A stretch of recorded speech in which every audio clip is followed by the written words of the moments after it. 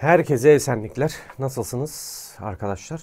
Bugünkü videomuzun konusu klima kontrol paneli. Daha önceki videoda sökmüştüm. Toplamadık çünkü eksik malzemem vardı. Diyotumuz geldi siparişle. Bir de ayrıyetten Alp arkadaşımdan tekrar teşekkürler. Hediye olarak klima kontrol paneli geldi. Sağlam, elinde fazladan yedek varmış. Bende boş boş duruyor. Sana onu vereyim dedi. Alır kullanırsın. Demesinin üzerine vay kardeşim sen neymişsin be dedim.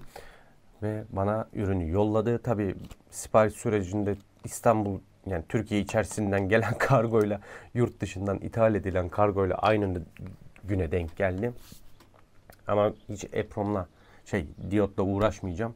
Yine diyotu benim orijinal kartıma bağlarım ama ben Alp'in yolladığı kontrol panelinin kartını alıp benim kendi malzemelerimle arabaya takacağım. Şimdi içini dağıtacağım ve ardından arabaya geçeceğim. Dağıtırken nerelere dikkat edeceksiniz onu bir yakından göstereyim. Sonra arabaya geçelim, montajlayalım ve klimamızı deneyelim, test edelim. Bakalım yoksa odamı patlayacak.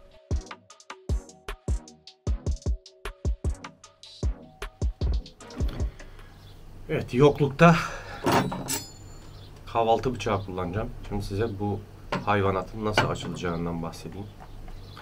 Bu arkadaşın burada, şurada 2, burada yine 4 tane.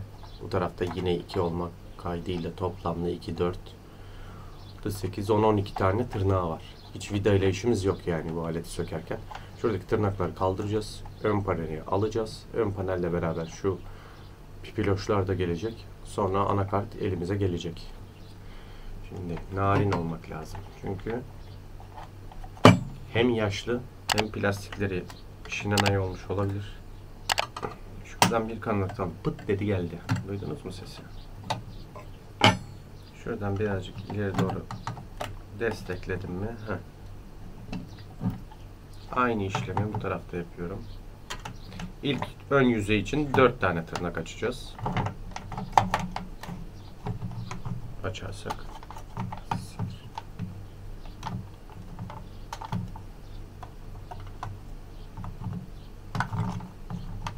Nerede benim turuncu trim sökme pipilerim ya? Ne güzel olurdu onlarla. Zor diye. Gerçi bunda da kolay çıkıyor da tek fark bu biraz yaralayabilir. Yanlarından girip yavaş yavaş kaldırıyoruz.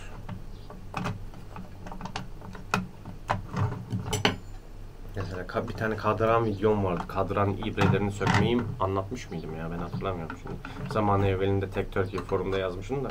Onda da çay kaşığı kullanmıştım. Çünkü çay kaşığının altı hafif kavisli olduğu için diye yukarı çekebiliyorsunuz.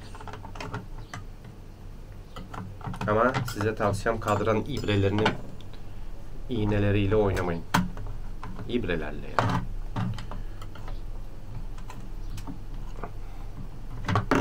Ulan bunu saçma bir pozisyonda mı söküyoruz ya? Heh. Hiç dikkat etmedim ona. Evet, arkadaş elimize geldi. Devir daimi klima butonu da. Buna da bir R306 GTI yazmazsam olmaz. Ama önce bir kartı alalım. Şuradaki arkadan boşluktan da parmağınızla da destekleyebilirsiniz. Hem parmakla destekleyip hem kartı biraz öne iteceğim.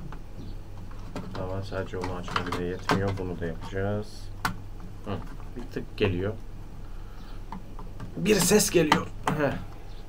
Öne doğru itince bu tırnaklar board'un yani kartın üzerine binecek. Aynı işlemi buralarda yapacağım.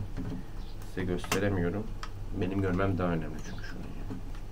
Tırnaklar board'un üstünde. Board aşağıda kalıyor anakart. Sonra üstüne bindirince şu şekilde oluyor. Ve sizin işinizi kolaylaştırıyor. Sonra yavaş yavaş yukarı doğru itersiniz. Hadi gülüm. Evet.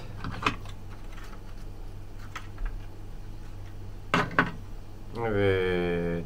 Senin diyotun farklıymış. Farklı markanın diyotu çıktı. Ama yine SLD 24 bu arkadaş. Netleyebildi mi bilmiyorum. Nereye gidiyorum? Şöyle bir SLD 24 diyotumuz var. Bizim oğlanın patlayan oydu. Şimdi benimkini getireyim. Hemen kıyaslayalım. Şuradaki işlemci Motorola'ymış ha. Motorola'nın M'si. Eskiler bilir. Bu ampuller kadran ampulü gibi ama ters arkadaşlar. Dışarı doğru sökülüyor. Kadran ampulleri tam tersidir. İçeri doğru sökülür. Bu arkadaş cihazımızda işimiz yok ama yine de tam takmayalım ki ben yine bunu lehim yaptırıp kenara koyacağım.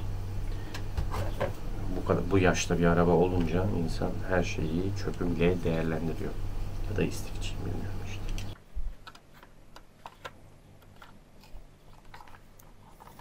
Evet.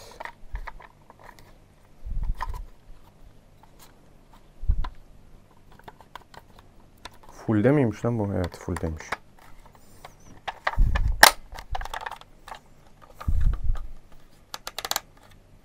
Ben otocuyum. Açarım klimamı, otoya çeviririm, o üfler. Mal bonfile. Malımız hazır.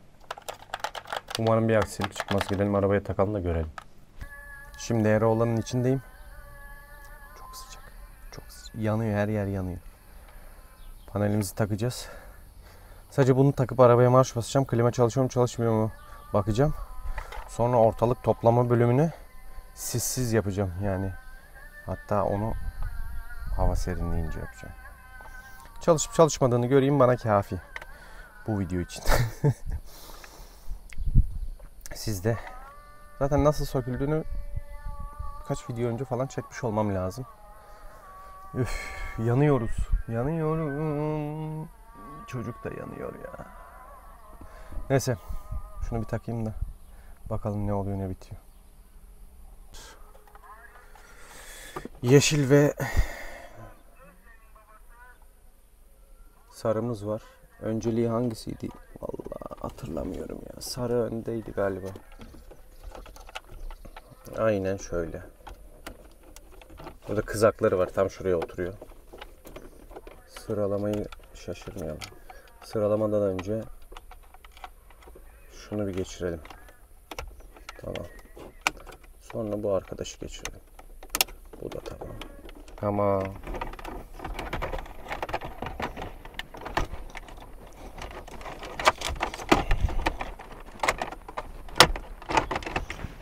Şerefsizin çocuğu.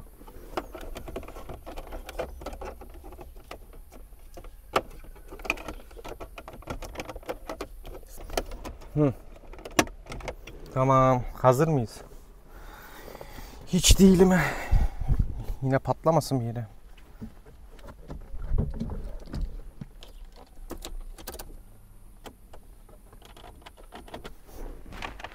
Kimse yok.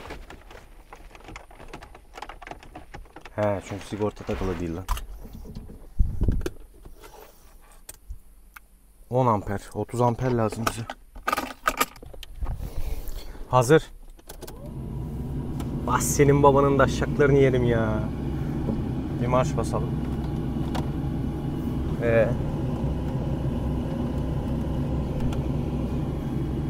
Şu an komut etmiyor.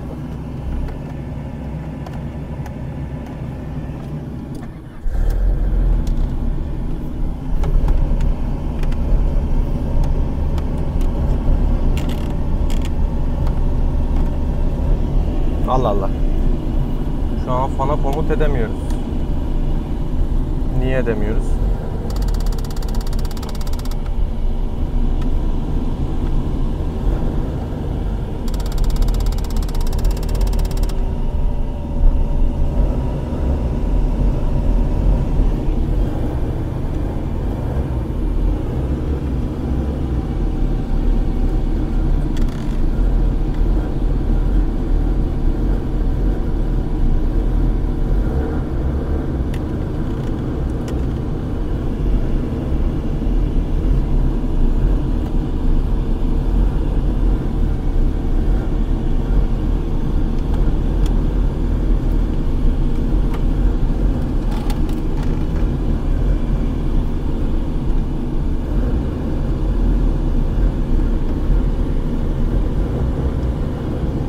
Burada başka bir sorun var.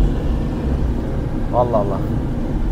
Klima tuşu çalışıyor, devir daim çalışıyor, yönlendirme çalışıyor, sıcak soğuk çalışıyor ama fan ayarı çalışmıyor.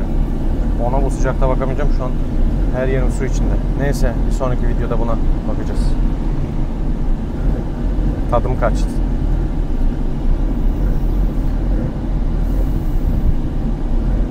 Sonraki videoda görüşürüz.